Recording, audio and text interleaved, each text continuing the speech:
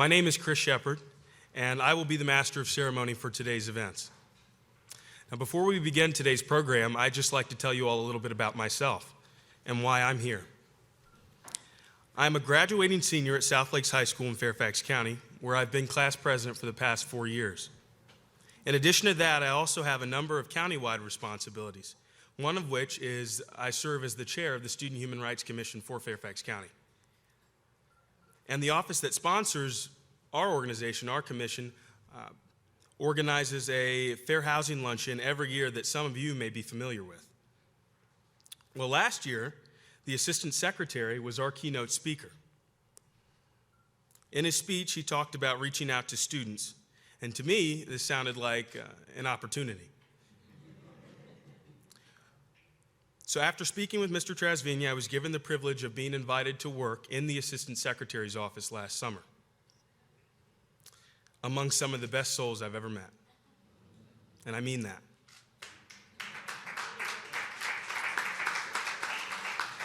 So I've seen what these folks do every single day, and because of that, I have a tremendous amount of respect for them and the mission they strive to achieve. So I am thrilled to be back today for the 44th anniversary of the Fair Housing Act and among some of our biggest allies. So with that, I'd like to introduce our first speaker, Mr. John D. Trasviña, the Assistant Secretary for Fair Housing and Equal Opportunity.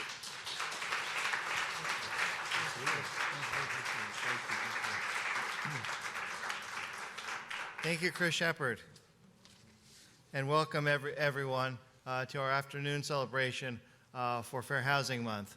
I thank so many of you who are here this morning at the Martin Luther King Memorial, where we must have had about 300 people or so, members of HUD, members of the public, tourists, and other fair housing advocates and colleagues and partners in the district coming to that hallowed ground.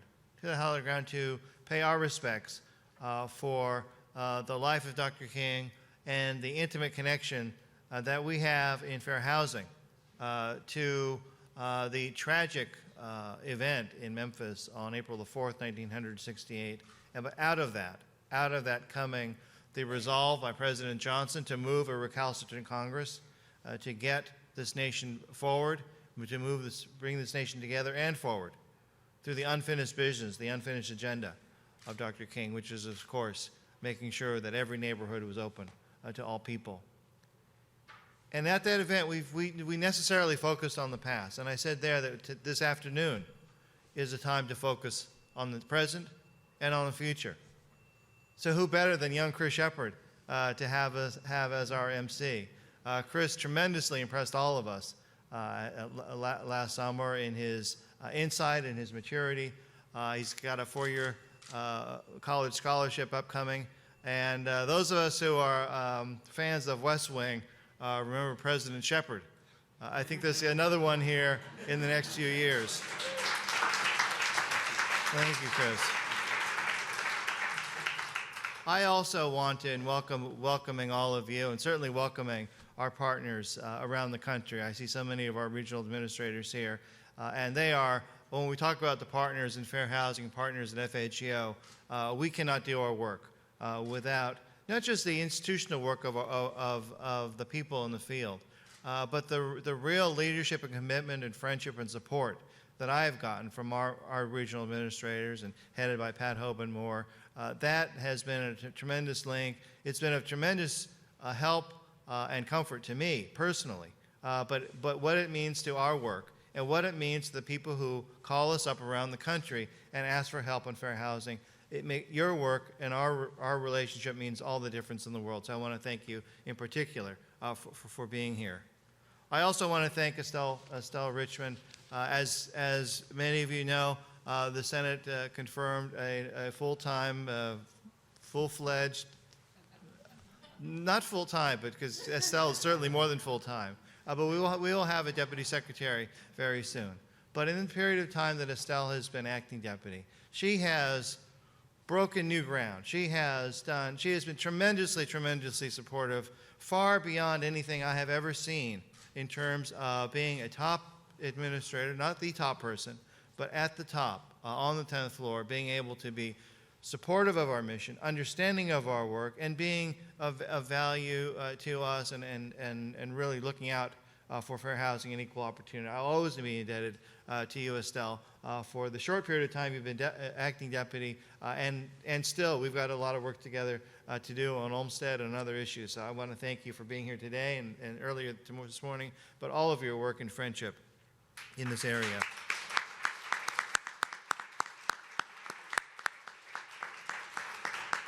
And you'll be hearing from Ruth Martin from Moms Rising. Moms Rising is a tremendous group of over 1 million women and men and friends and fathers and mothers dedicated to activism for America's families. They have been tremendous partners in our fight against maternity leave discrimination in lending.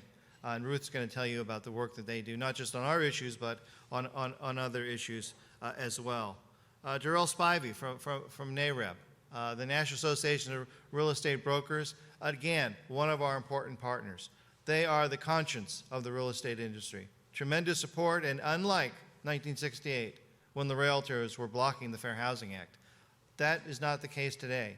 We've got tremendous support from Fred Underwood at the National Association of Realtors, NAREP, the Hispanic Real Estate Professionals. I was just this weekend at the National Conference for the Asian American Real Estate Association. So we have in professionals dedicated to their ethics to any discrimination in real estate and in housing. So they are tremendous partners as well.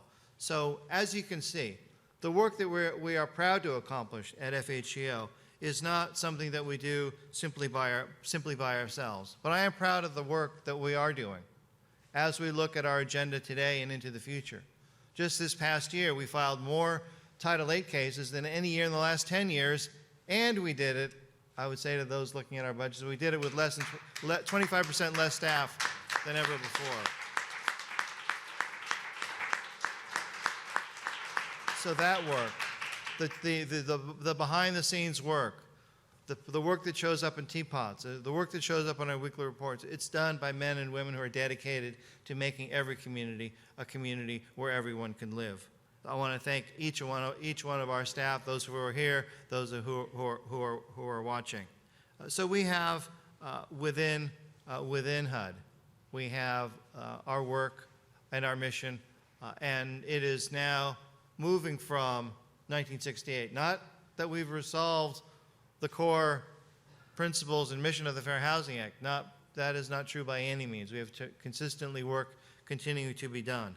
But the work that we are doing, the work that we're getting through this building, whether it is coming up with a regulation on disparate impact that will encapsulate 30 years of ALJ decisions, HUD positions, decisions by district courts, and each court of appeals in this country. To be able to bring that all together is critically important, and that is why we are so dedicated to getting this disparate impact rule out of the building and into the Federal Register and into practice. National origin discrimination, making sure that newcomers in our society have the same protections as other people. We've been to places like Fremont, Nebraska, Charlotte, North Carolina, across the nation, where newcomers are coming into communities, often met not with a partnership, not with welcoming, but in other places there is that welcoming. So our job is to promote immigrant integration. In part, we do it by the efforts we have to translate HUD documents, not just fair housing documents, but all documents into 12 different languages, making sure there are a language line available for people.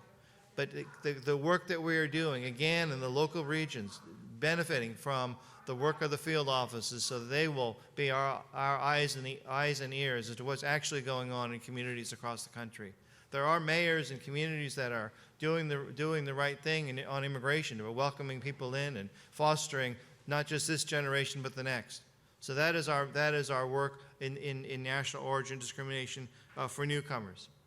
We're going to be joined shortly by Delegate Eleanor Holmes Norton, and one of the areas that we're working very closely on is on Section 3, the EO, the equal opportunity part of FHEO, not just investing, as important as our work is in investing in the buildings and the infrastructure. Section 3 invests in the people. Invest in the people by giving them a second opportunity to be able to support their families and to work and rebuild their communities. When we were in New Orleans, we saw some workers who had been initially not been able to get jobs at the housing authority, and they initially had protested. Well, they protested, but then we listened, the housing authority listened, and they are now having jobs so that they can come home at night and show to their families that they are, yes, they are recipients of HUD housing and HUD shelter, but more important, they are participants and contributors to the way their community is going to look in the future. And we cannot have a 21st century agenda if we do not look at the nation's families today, and that includes the families of lesbian, gay, bisexual, and transgender people. Our work at HUD has been in a leadership position, moving beyond Title VIII, because Congress has not yet amended Title VIII to include the community in the federal protections. But we are a big landlord, and we've got a lot of programs, so we have a responsibility to make sure that our programs are open to all. So I'm so proud of the work of Ken Carroll and so many of our staff and staff throughout HUD to be able to make a reality the equal access to housing rule, irrespective of gender identity, sexual orientation, marital status. I see Maya Rupert from the National Center for Lesbian Rights. We cannot do the work, we cannot do our work as a governmental agency without the strong mirror images and the extensions of our work into the communities. It's great to have a regulation. It's great to have something in the Federal Register. It's great to have HUD policy guidance, but if people don't know about it in Altoona, Pennsylvania, if they don't know about it in small towns across the country, then our work is not yet completed. So our partners are pivotal to making this a success. In the area of affirmatively furthering fair housing, you know how important that is to the Secretary, you know how that important it is to me, and how fundamentally it will reshape our nation's community so that when jurisdictions get HUD dollars, they know that those HUD dollars cannot subsidize discrimination, but they subsidize dreams and aspirations and equal opportunities for all. So those are, as I am proud of the work that we are doing and that we have yet to fulfill. I could go on and on and on, but you certainly didn't come for that today. I want to turn this back over to Chris and really thank everyone for being here. I know Estelle will share a few words. And again, thank you for your work, particularly those of you in FHEO, but thank you everyone else in the building who have really helped FHEO make a difference. We are making a difference. We will continue to make a difference. And this is our pledge on the 44th anniversary of the Fair Housing Act. Thank you.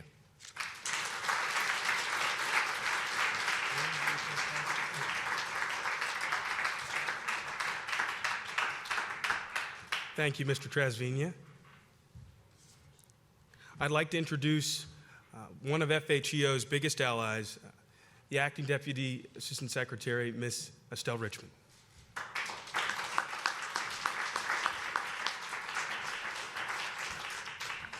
Good afternoon, everyone. I need to start with a little bit of an apology. I'm going to have to leave right after my comments. I'm due to be on stage at another keynote speech at 3 o'clock. So as you see, I've been cutting it a little bit tight today. But it was important that I be here because this particular timing of Fair Housing Month is so important that I wanted to have that opportunity to share it not only with you, but to share it with you twice. And I want to say thank you to all of the fair housing advocates who've joined here today. All the things that we're able to do here at HUD is because of your support, your ability to be there with us, and all of our ability to work together. Next, I just need to be able to express to you, and some of you weren't here this morning, when we did the wreath-laying ceremony at the Martin Luther King Jr. Memorial. But it not only was fantastic because of the view and where we were and what we were doing, it was also fantastic because of our speaker. And I want to introduce you real quickly to Dr. Clayton.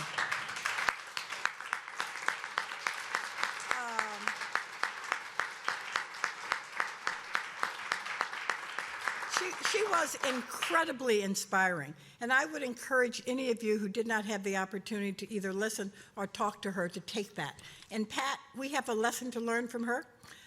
She worked with Dr. Martin Luther King, so we know a little bit about her age. And she's not shy about her age, as neither we are, but she chose an age, and the age she chose was 31, and I thought that was good. And I think now we need to choose an age. That's right.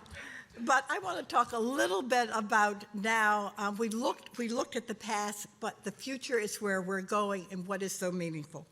And here at HUD, it represents the work we really do every day to ensure everyone who calls America home is able to live where they choose, regardless of race, color, national origin, gender, religion, family status, or disability.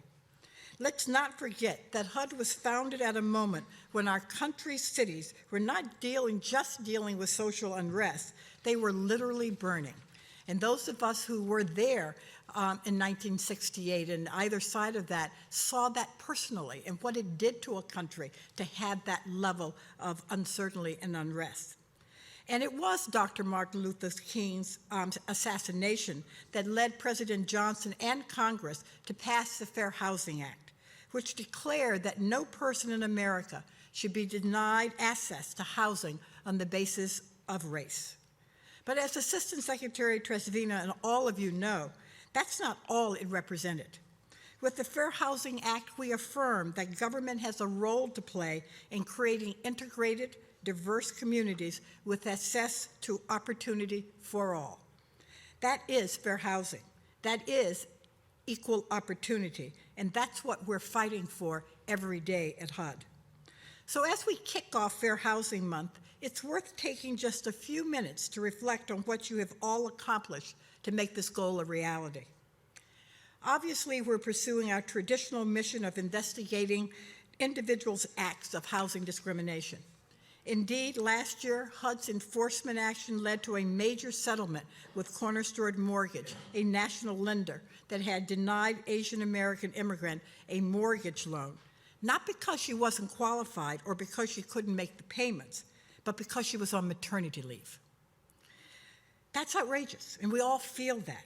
But thanks to the remarkable work of FHEO and our local partners, HUD got justice for this woman, and Cornerstone created a fund of $750,000 to compensate anyone else who may have experienced similar discrimination. As cases like this show, when it comes to enforcing the law, the Obama administration will always stand tall and never back down. But the measure of our success won't be the number of lawsuits we bring or even when, but whether we are changing the lives of people and the communities we serve. It will be measured by whether we increase the number of low poverty, racially diverse communities in America, by whether those we touch have access to opportunity, good schools, safe streets, decent jobs, and whether families live in opportunity-rich neighborhoods or have the choices they need to move to one. And that's why the work you've done on expanding housing opportunities for the LGBT community, to take just one example, is just so important. I don't have to tell you all about the extraordinary history-making new rule published in March to ensure LGBT Americans can live where they choose, regardless of sexual orientation or gender identity. But if you want to hear more about the effect this rule will have for gay and transgendered Americans, just go online and listen to Secretary Donovan's speech to the National Gay and Lesbian Task Force in January. However, let me give you fair warning, because I have done this. The Secretary's remarks may be difficult to hear over the multiple standing ovations he got from the audience when he announced the rule. An audience that clearly knew how critical your work has been for the families across America. They were applauding the Secretary, and you really do hear this applause, and you have to listen sometimes very carefully to hear all of his words. But they also were cheering for all the hard work and dedication shown by our FHEO team to bring this rule across the finish line. And as many of you know, we get things, getting things right across the finish line. It sometimes takes always a little longer than we expect, but we got it and we did it. And everyone who participated in that team should be taking credit. It's a dedication we're also showing with our Section 3 program, which was created to increase job opportunities for low-income people and residents of public housing, as well as contracts for businesses that hire them. Our investments in Section 3 created nearly 40,000 new jobs in 2010 alone, nearly half of which went to residents in public housing or low-income workers. And with HUD's launch of a Section 3 business registry pilot program in 5 cities across the country, New Orleans, Miami, Los Angeles, Detroit, and right here in Washington, D.C., we're putting new energy into the program. Through the registry, businesses that either hire or are made up of low-income people will have better access to critical information about Section 3 contracting opportunities from cities, housing authorities, and other government agencies. And I would be remiss if I didn't mention the work I've been doing with FHEO on Olmsted. I look at Sarah and all my friends from OGC.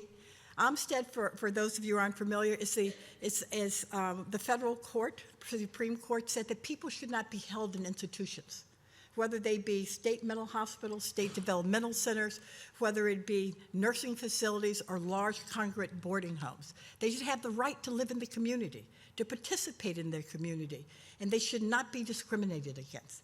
With a lot of hard work by your staff, we found ways to work with the Department of Justice, with HHS, Health and Human Services, and with our teams at the VA, because the team here was able to come up with ways that we recognize that obligation.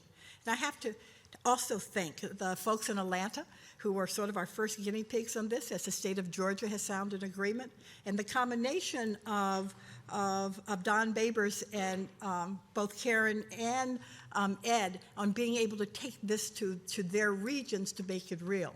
This is all because of what you here in FHAO have done along this line.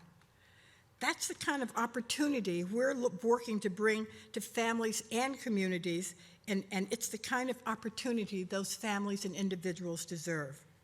So for all of the amazing work you've done to expand fair housing and opportunity for American families, let's treat Fair Housing Month as a reminder of our mission and renew our commitment to the work that still lies ahead.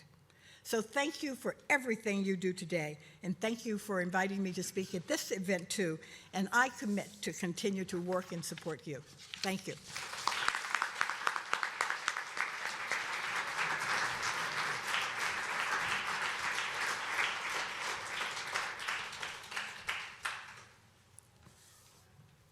Miss Richmond is a superhero.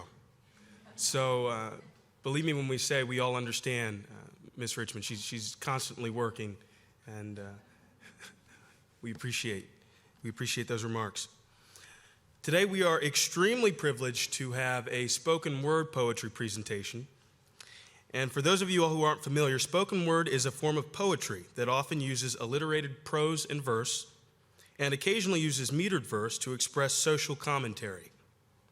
Traditionally, it is in the first person and from the poet's point of view, and is themed in current events. Both Twain Dooley and Chris August will share their story through poetry of how discrimination affects all persons, regardless of race, color, national origin, religion, sex, familial status, and disability. Their performance exhibits a shared experience of how housing discrimination, despite the fact that each poet represents different protective classes. Mr. Twain Dooley is the 3-time DC/Baltimore Slam champion. He has toured the country as part of 9 nationally competitive slam teams and as founding member of the Modern Urban Griots Poetry Collective. His work has been called clever and insightful. He currently shares his love of words with students and is still working on the story of his life. None of this makes sense. Chris August is a writer, performer, and special educator from Baltimore, Maryland. His poetic work focuses on LGBT issues, advocacy for people with disabilities, and the humanity that unites us all. His latest book, A Life Called Special, chronicles his nearly 15 years in public and private special needs education. He has toured most of the country as a performance poet and has been a member of 7 nationally competitive slam poetry teams. In 2011, he was named the #1 ranked performance poet in the world at the individual World Poetry Slam held in Cleveland, Ohio. It is my extreme privilege to introduce Mr. Chris August and Mr. Twain Dooley.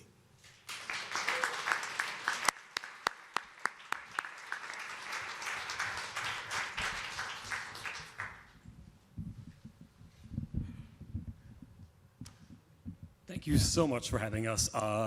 No one ever refers to having poets as a privilege, so that's amazing. Thank you.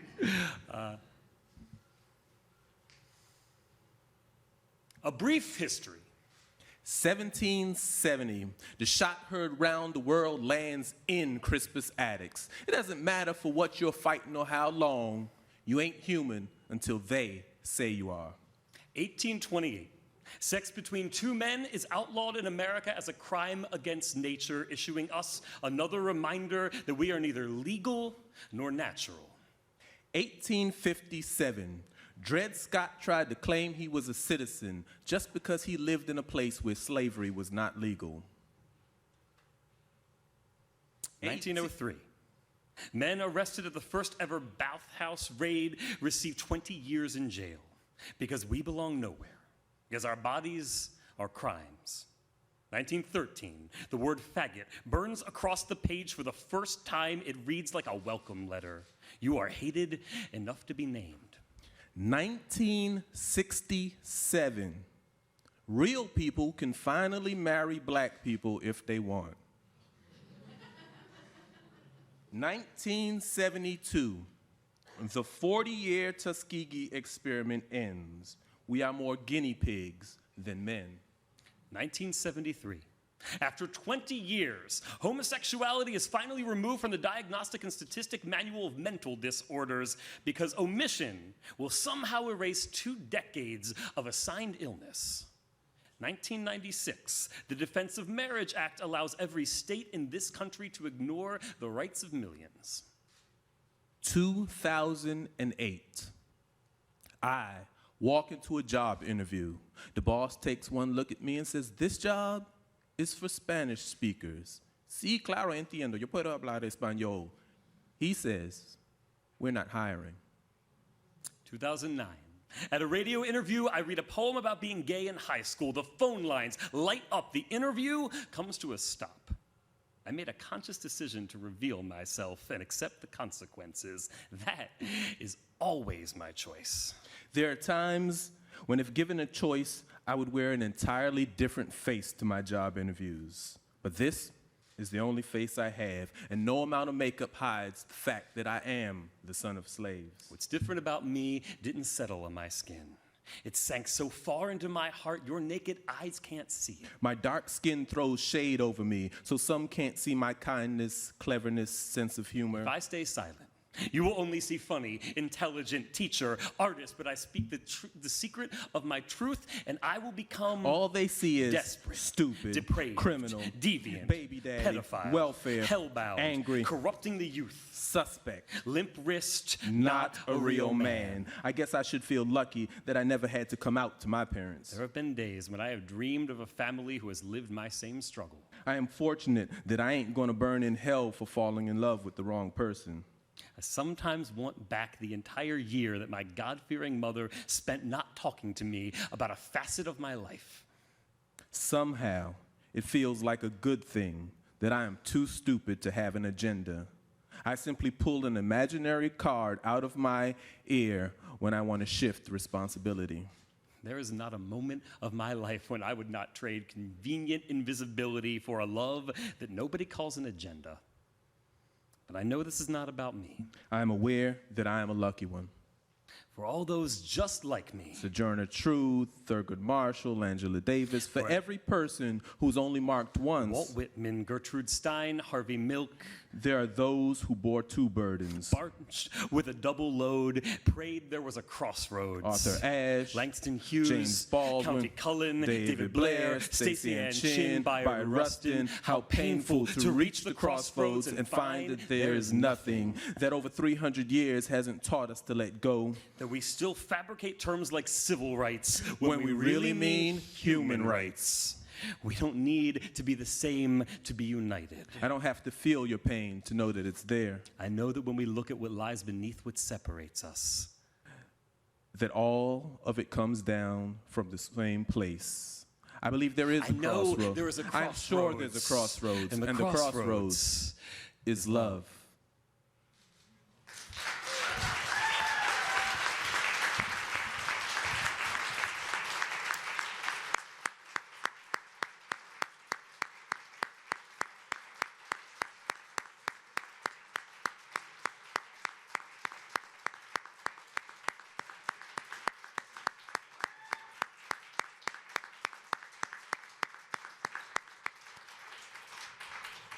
Thank you so much, Mr. Twain and Mr. Dooley. That was really a fascinating perspective on LGBT issues, still going on today.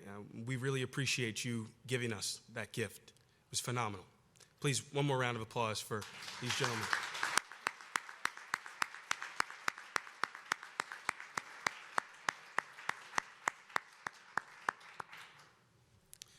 Next in the program, I'd like to introduce our first keynote speaker, Ms. Ruth Martin. Ruth Martin has over a decade of experience working in progressive politics and advocacy. Currently, Ruth works as a campaign director at momsrising.org, where she focuses on issues impacting women and families, economic security, including fair housing, access to paid sick days, and paid family leave, as well as equal pay issues.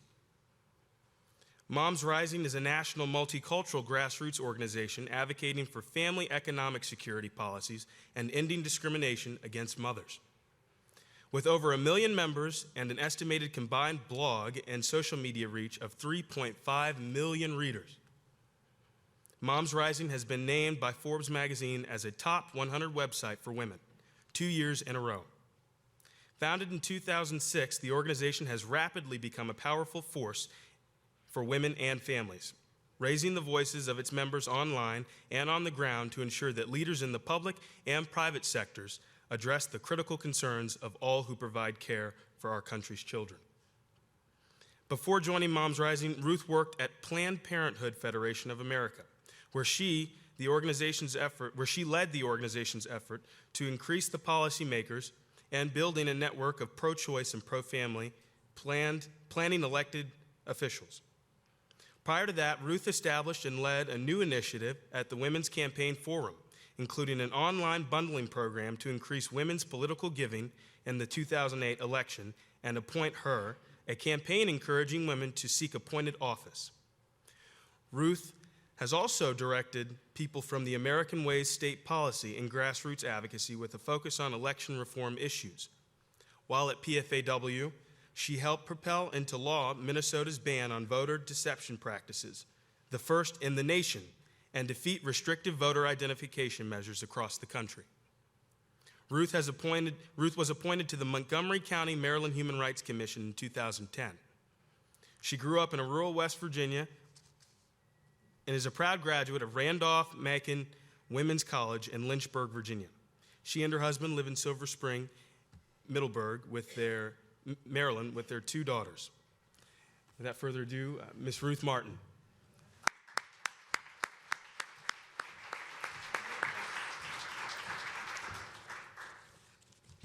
Thank you so much.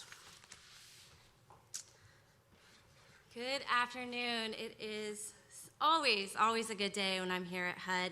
I am honored to be here today with you all on behalf of Moms Rising, and I want to thank our friends at HUD's Fair Housing Office, specifically Assistant Secretary Trasviña and your team for your invitation to join you here for Fair Housing Month opening ceremonies. So I don't know if the timing is coincidental, but my almost 3-year-old daughter has recently become quite obsessed with housing. Quite obsessed. Many of our conversations lately are about where people and things live. Where's my home, Mommy? Here, sweetie, this is your home. You live here with us. Forks and spoons live in the kitchen, right, Mommy? Yes. My books live in the bookcase, and they have to go to bed before I go to bed. Yes, this is our not-so-subtle attempt to help her start cleaning things up.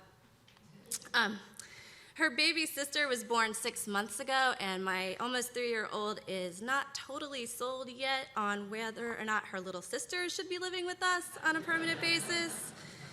And just yesterday, I got a question about, when is Beatrix going home, Mommy? Not for about 18 more years, right? Jokes aside, my daughters need to know that everything has its place, that everything belongs somewhere, is a very serious need. It helps inform her sense of self and where she fits in. It's about security and it's about safety. And security and safety and housing all go together. There is hardly a need more basic than the need to shelter our families. So that is why, in the summer of 2010, when the New York Times first reported that credit-worthy pregnant women were being denied home loans solely because they were on maternity leave, Moms Rising members rose up and we took action. Before I tell you more about what we did and how we did it, I was going to tell you a little bit more about Moms Rising, but I think Chris did a really good job about that, so I will skip that part.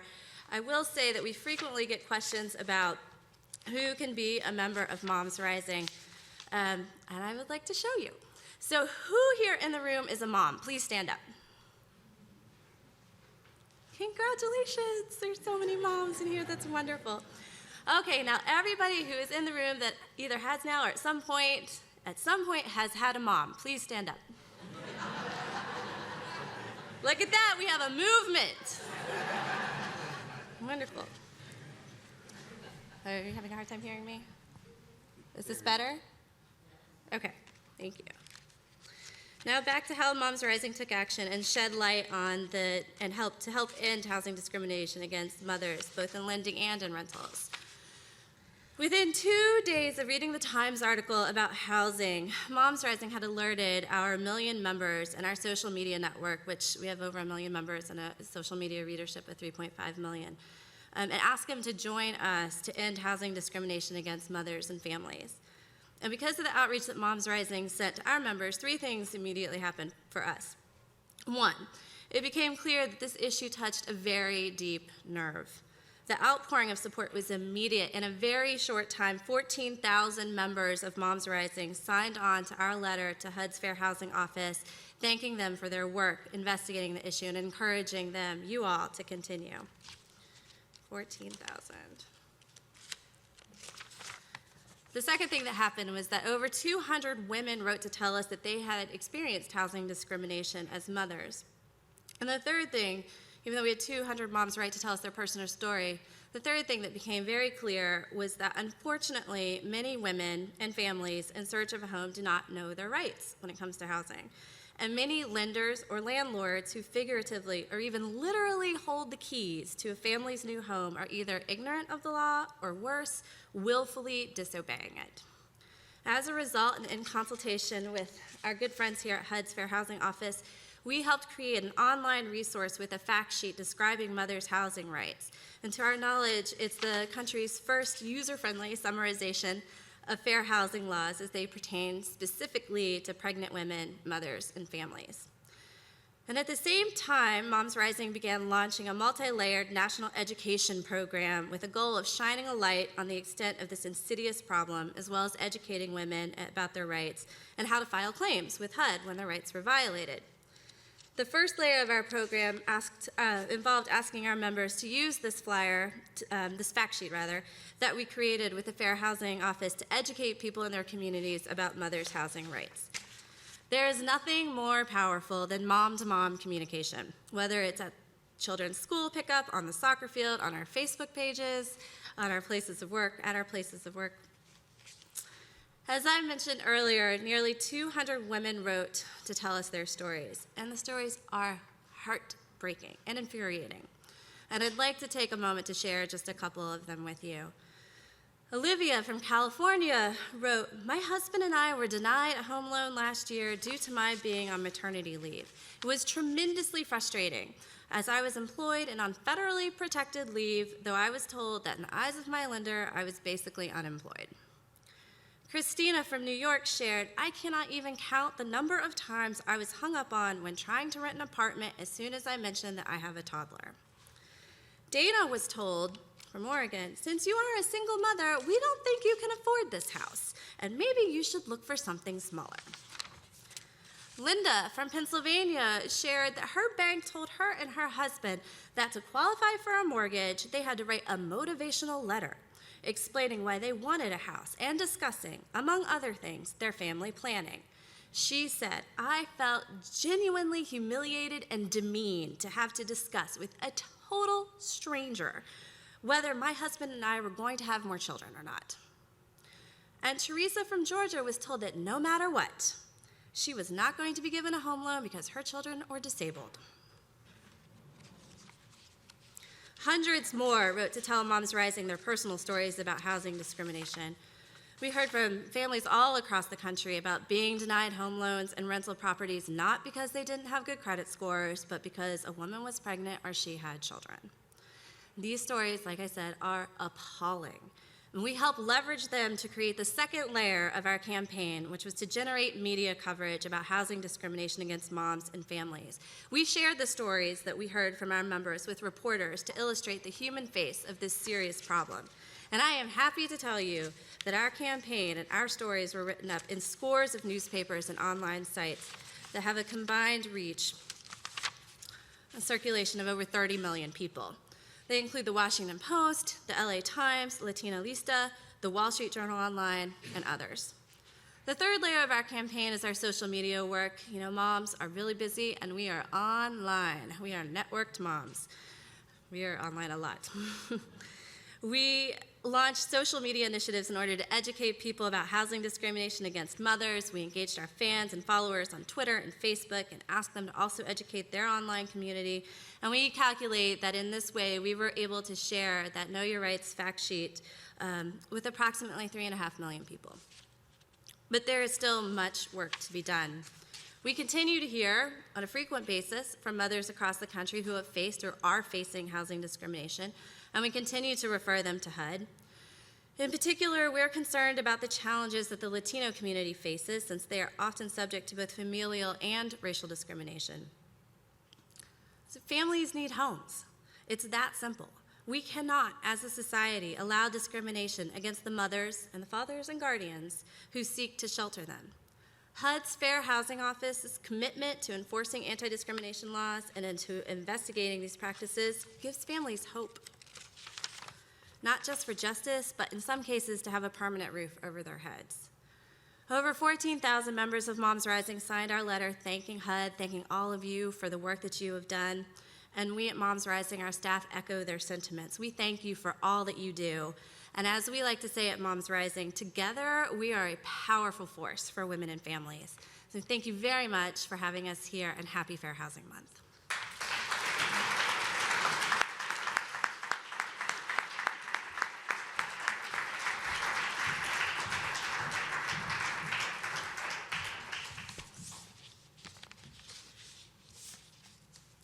Thank you so much, Ms. Martin. Up next, I'd like to introduce an extreme, rather large personal icon of mine, Congresswoman Eleanor Holmes Norton. She is now in her 10th term representing the District of Columbia, named by President Jimmy Carter as the first woman to chair the Equal Employment Opportunity Commission. She came to Congress as a national figure who had been a civil rights and feminist leader. Norton's work for full congressional voting representation and for full democracy for the people of the District of Columbia continues her lifelong struggle for universal human rights. It is my honor to introduce Ms. Eleanor Holmes Norton.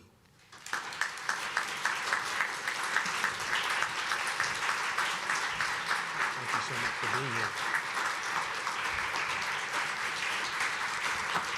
Thank you very much.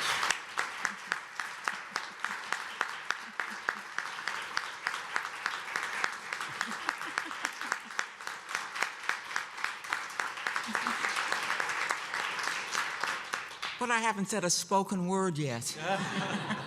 I couldn't do it as well as our two spoken word poets, distinguished participants. Thank you, Mr. Sheppard, and of course, Assistant Secretary John Trasviña for inviting me to say a few words to you on this occasion.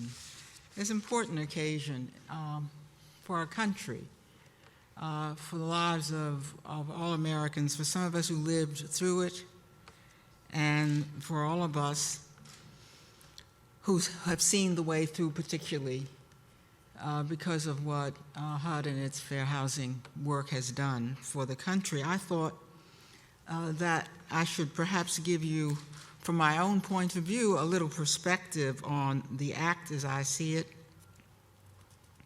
the act before, the act since, the act to come, the Fair Housing Act. When I was a kid in the civil rights movement, the cry was a generic freedom now. Nobody much bothered to break that down into its component parts in a country where discrimination of every kind was embedded in the fabric of the nation, born with the nation itself. So, you know, it just covered, as far as we were concerned, everybody and almost everything. Yet, if you were to have asked us, we would have said, well, yeah, voting rights, jobs. I went as a kid, I was a student, a law student. I went south with the Student Nonviolent Coordinating Committee to Mississippi, because that seems to me to be the vortex of racism and discrimination. Jobs was also obviously a very much part of what discrimination meant to people of color, and particularly to African Americans, who were often turned down to their faces because they were black. The March on Washington, interestingly, was called the March on Washington for Freedom and Jobs, as if jobs had to be picked out. Well, where was housing? In a real sense, if you think about it, housing is more necessary than the vote. Because if you don't have a place to live, nothing else is possible. But as I think about it, housing really seemed too difficult to put at the top of the list.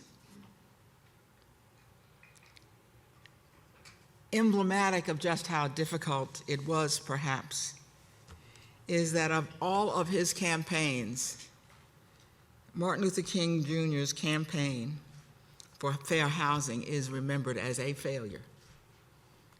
When he took the marches to Illinois and marched on Cicero and did not succeed. Housing discrimination turned around Martin Luther King. In many ways, though, housing is and has always been the key to the other freedoms. It unlocks the rest. The best way to see that is to look at what the data tells you and what your own eyes tell you, what your own experience tells you, that racially isolated and economically poor neighborhoods incubate all of the ills of society. Sure, they're spread around, but if you want to know where the incubators for poor health, for high crime rates, for crime victimization, for poor schools, for family breakup, they're in the same place. They're huddled in one place. Yeah, in a society as broad and varied as this, it'll be spread, but not like they are incubated, cloistered, protected in communities where housing locks people together. If a family can get a decent home in a decent neighborhood with less crime, better schools seem to come with the territory. Territory, housing. The federal government, of course, has been part of the problem. And today it is a good part of the solution, with a key role in the nation's progress toward fair housing lodged right here at HUD and in its offices throughout the country. I suppose the best way to understand housing and freedom is to think of the Constitution and the Fifth Amendment. When the Fifth Amendment gives you the right to own property, they weren't telling you to go into the real estate business or to buy an office building somewhere. Basically, the property that the framers had in mind was a home. Yeah, there's lots of other property you can come to own, but let's begin with what everybody in this country wants, and that is a place to call their own, the right to private property. The early immigrants came seeking the right to private property. African Americans themselves, of course, were property, and slaves were denied the right to own or use property. Then came the Civil War, the Great Divide, and its amendments that seemed to open the way to freedom for slaves, those who had been enslaved, because the amendments and the acts that were passed right after gave African Americans, people of color, the same rights to own property, and right on the face of it, there are the words, the same rights as everybody else, except they did not. For fair housing, there was a Civil Rights Act of 1866, in many ways the nation's first fair housing law.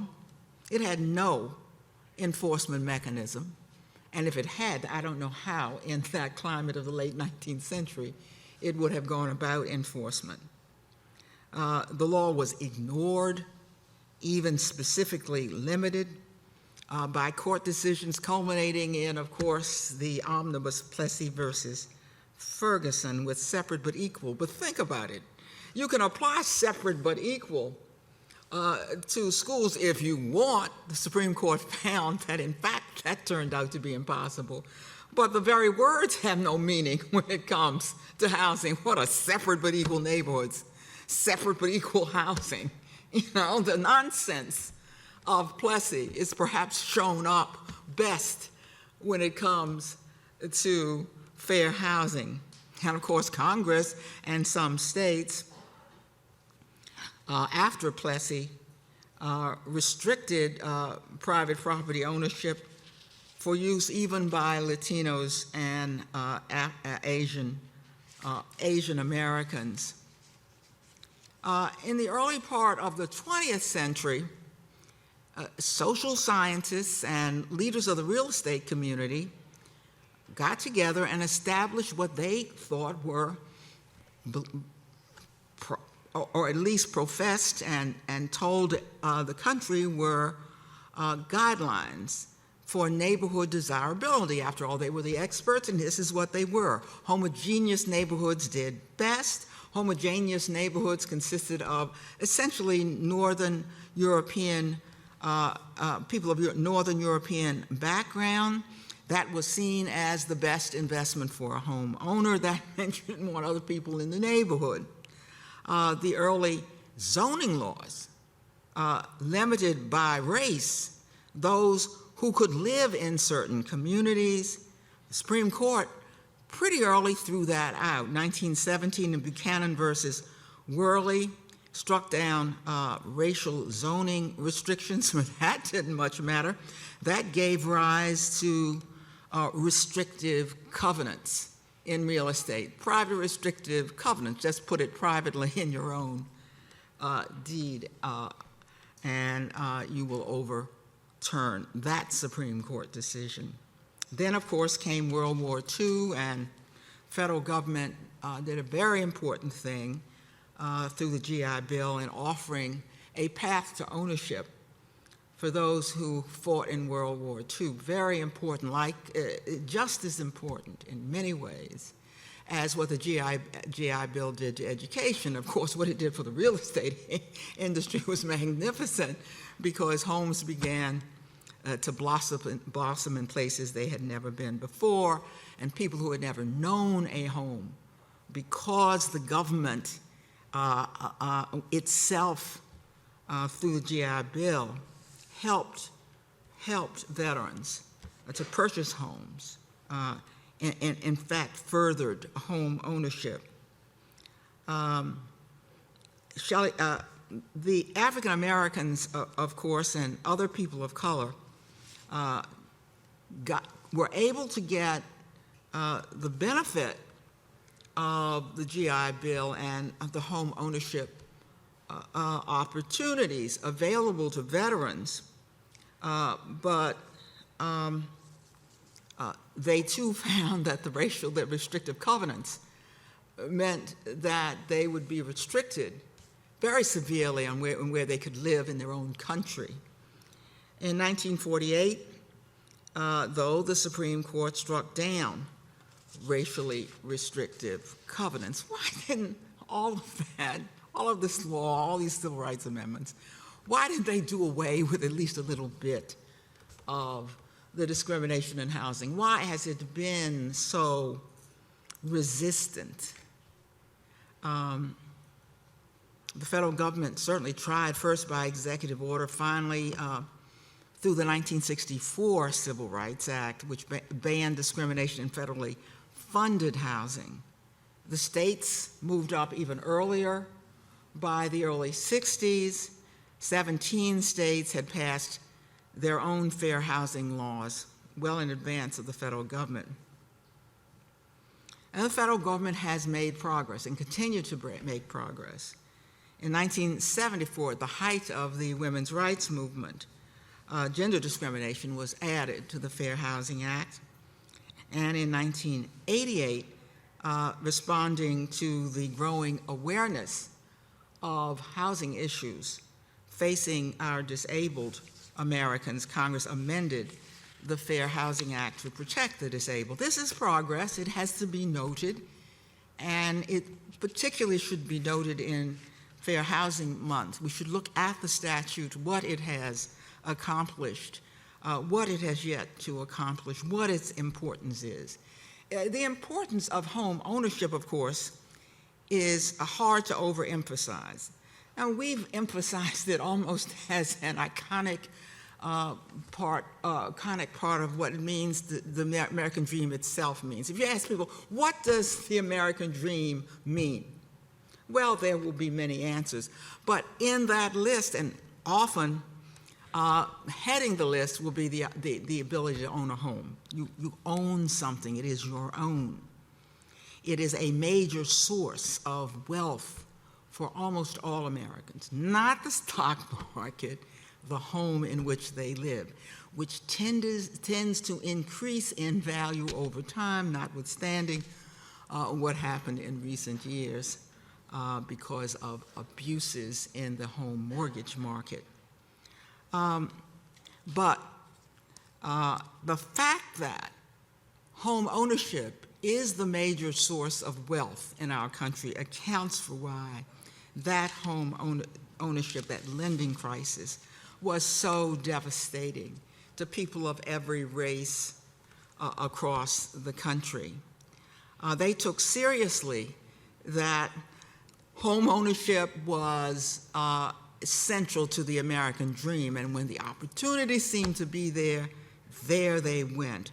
Home ownership doubled from 1940 for people of color, and a little less so, but because whites already had were about double African Americans and others, but increased enormously for whites as well.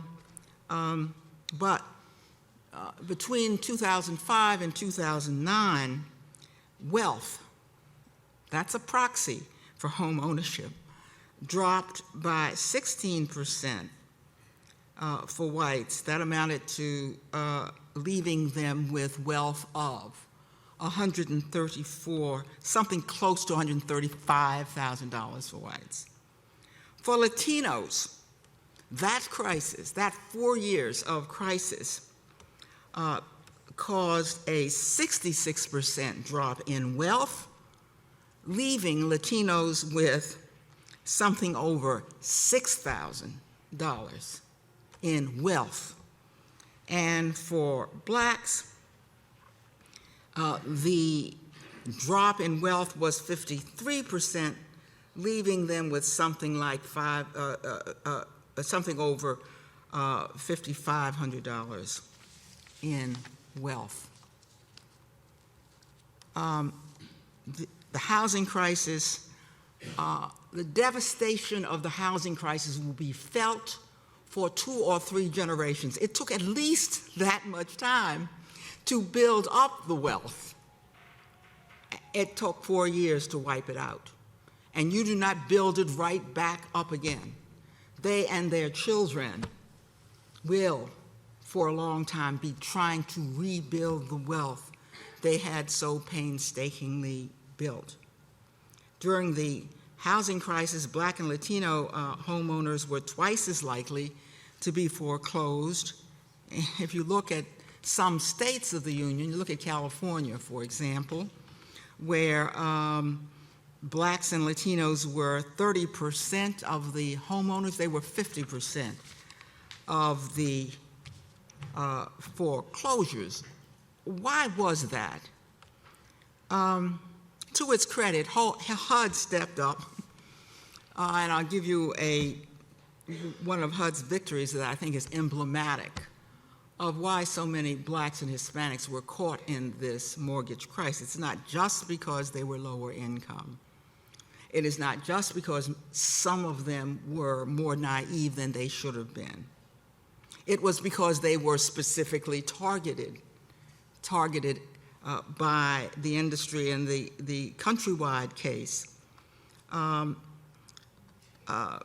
case that came here first, you had the largest pattern and practice lending discrimination case from that period, where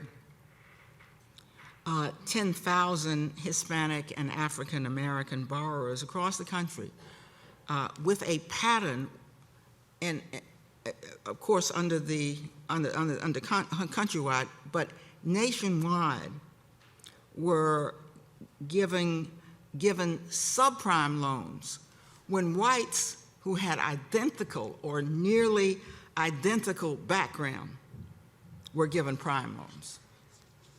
That's where the disproportionate figures come from. Now, of course, we in Congress have tried to do a little about that.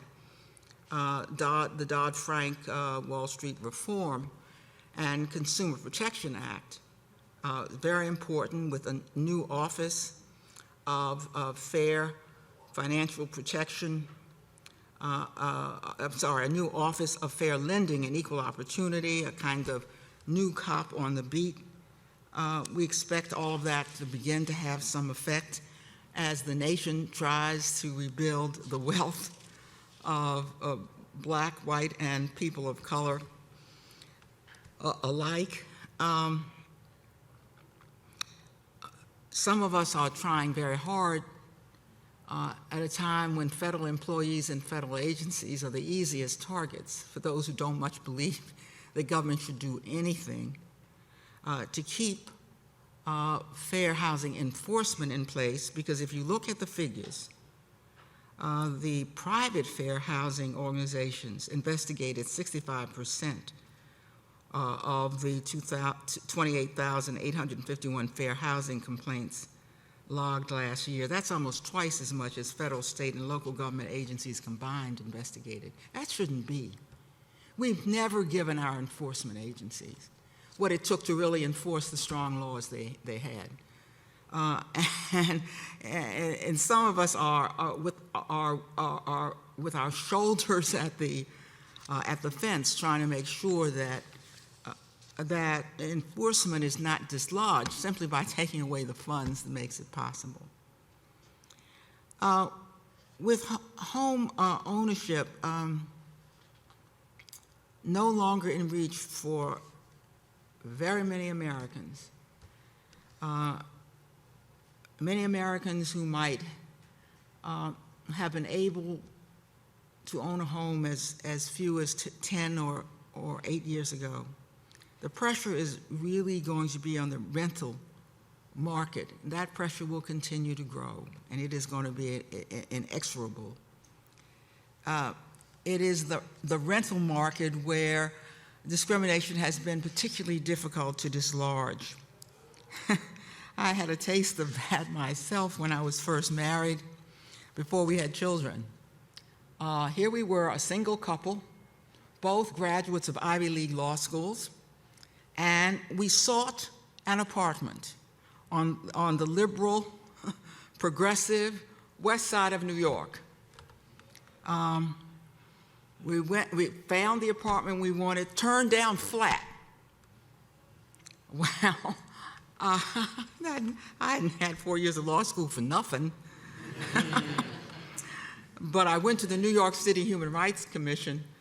Ironically, not a few years later, I was to become the head of the New York City Commission on Human Rights. But I went to the commission. We had a slam dunk case, and we got the apartment. Look, if this is in the late 60s, you could turn down 2 lawyers who had more than enough money to pay for an apartment and more than enough education and background. Can you imagine what life must have been for our brothers and sisters of color throughout New York, in Brooklyn and Staten Island, not in progressive Manhattan? I took us as a measuring rod for how much discrimination there was in this country. And I thought of how many people would have just moved on, and frankly, moved on to some part of New York where black people already lived, and you wouldn't be humiliated simply by applying for a place to live. And that is what it is, humiliation. On top of everything else, it is personal humiliation for someone to walk into a place to rent or to buy a home and to know full well that she is being turned away because of the color of her skin or some other characteristic that has nothing to do with purchase or rental. Well, many of you work here at HUD. You've been given the most difficult of the trilogy of the civil rights laws to enforce. I know it well, since it was my great privilege to enforce Title VII of the 1964 Civil Rights Act, the Equal Employment Act, where we had many tools at our disposal. Yours was the hardest to get, and it follows that it has been the hardest to enforce. Look at it. The 1964 civil rights and 1965 voting rights came on the heels of one another. And then there was this very pregnant pause. For generations, people had been working for fair housing laws. For generations, people had had their homes burned down if they tried to move into a white neighborhood. For generations, people had been testing to prove that comparable black and white people couldn't rent or buy the same home. And yet, after the great, wonderful outpouring of legislation, the great sense of victory of the 64 Act and the 65 Act, nothing for housing. It was not until 1968. And it didn't come out because the Congress says it's time now to pass the Fair Housing Act. Next up on the docket is the Fair Housing Act. It came out because Martin Luther King Jr. was assassinated. In a real sense, today, the day that commemorates the day that Martin Luther King Jr. was assassinated, tells us everything about the origin of this act. Oh, the act is not complete. I'm a co-sponsor of a bill that would amend the Fair Housing Act to add to the list of prohibited practices, actual or perceived sexual orientation, gender identity.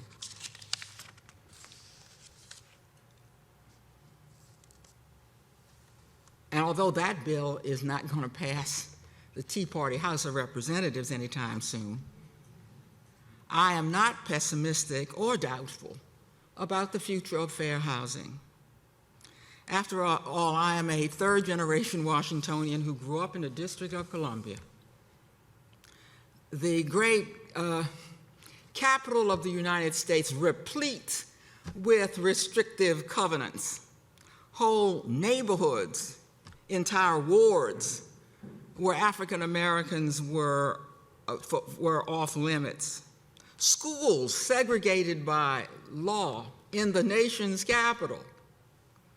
In fact, the District of Columbia was a school from the District of Columbia was one of the 5 Brown versus Board of Education cases that went to the court together. See, there were 5 of them, right alongside South Carolina was, yes, the District of Columbia, your segregated nation's capital, where you could not go into public facilities until sometime about 1960, where U Street is a monument to segregation in the nation's capital, where you couldn't go into the Warner Theater because it was as segregated as any theaters in Alabama and Mississippi.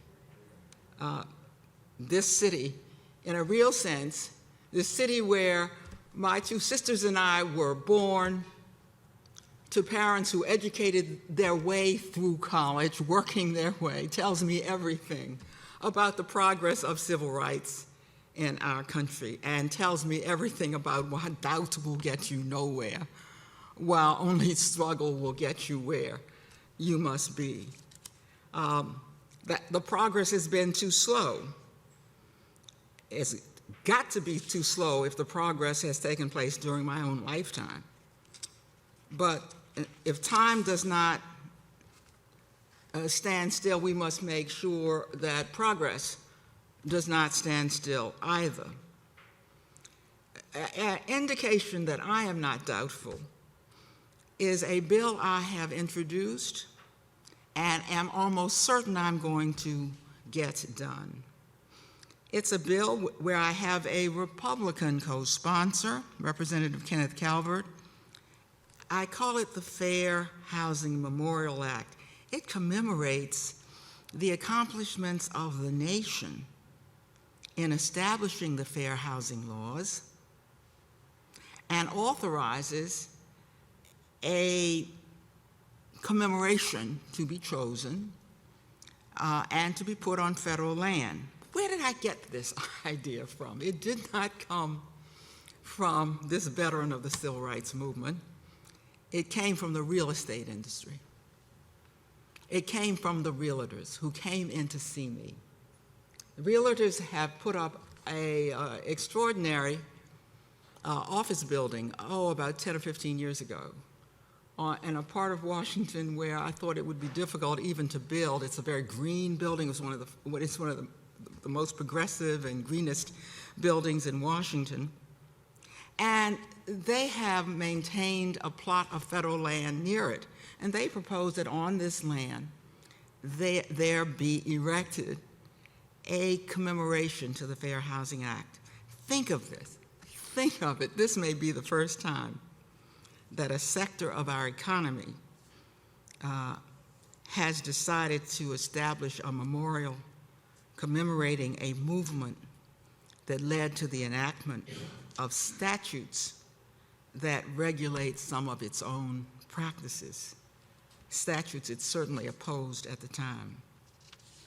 I just hope that the precedent leads others to think about what the whole trilogy of civil rights acts have meant to our country.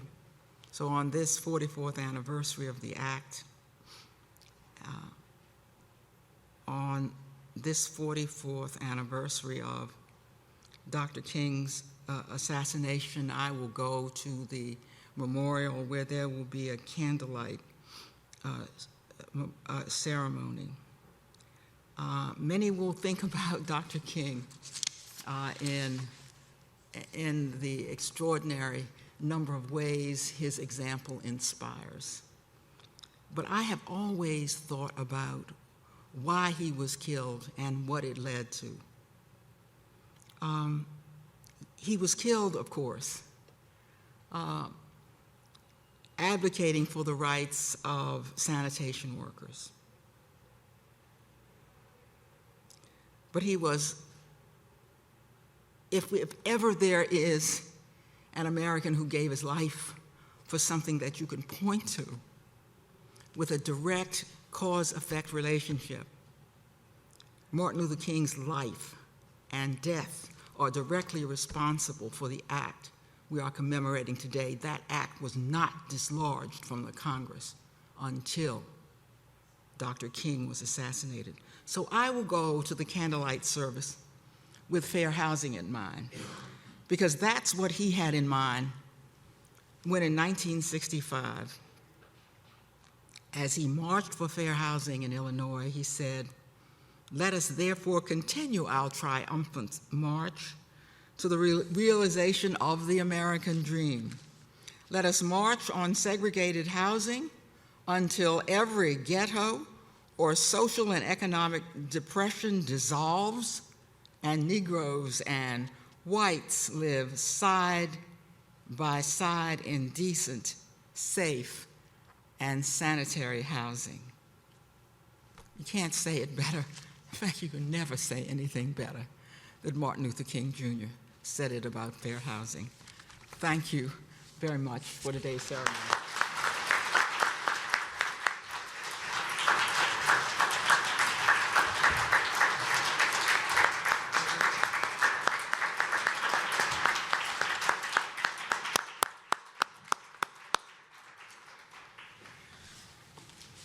Thank you, Delegate Norton, for those both sobering and inspiring words.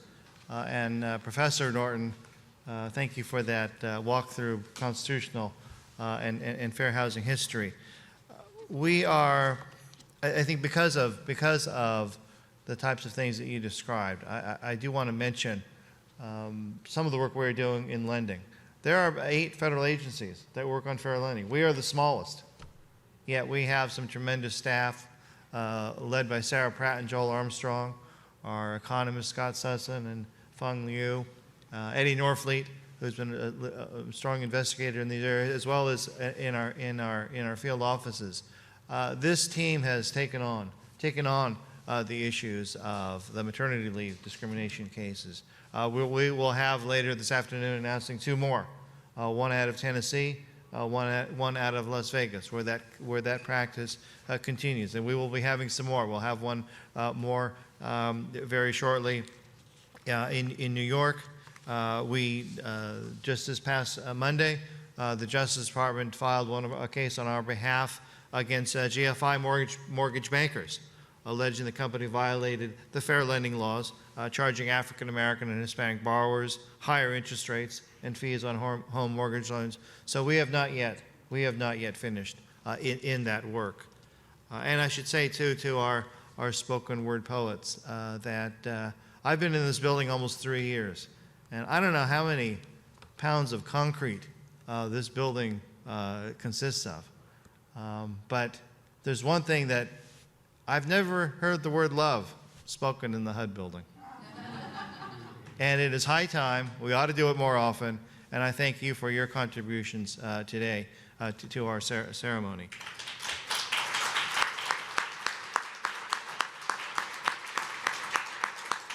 And just in closing, we have not written the end of the story.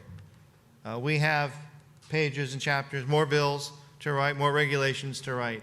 But our vision for America is to end the notion that you can tell where somebody belongs in a neighborhood by the way they look or by what they are wearing. And that is our mission. And the notion that, as you expressed, Congressman Norton, of the humiliation that somebody gets when they are denied property. And recalling that for families with children, the pain that a mother or father would have to tell their child that the place that they thought they were going to move into, they couldn't move into because of their characteristics, because of their ancestry, because of their race. The end of the story, because of the dedicated men and women in fair housing and at HUD, the end of the story is that those individuals are able to get online and reach HUD.gov or call us up. And the end of the story is that a dedicated civil servant, federal employee, answered that phone, took that information, investigated the case, and where there is a violation of the law, got the relief that they are entitled to under the law, got the relief that Dr. King marched for, whether it was in Memphis or whether it was in any part of the country, in Chicago. He was in Westchester County in 1964. So we have that end chapter still yet to be written, and it's going to be written for the children born today in 2012 who will be on Dr. King's centennial in 2029. They will be the 17-year-olds going to college, coming out of integrated schools, living in integrated neighborhoods to prepare for the future of this nation. So that is the resolve that we take on this Fair Housing Month, this day, April the 4th, turning what was one of the greatest tragedies of the 20th century into making that promise to America. I thank you all. We have a lot of work to do together, and we will accomplish it. Thank you all very, very much.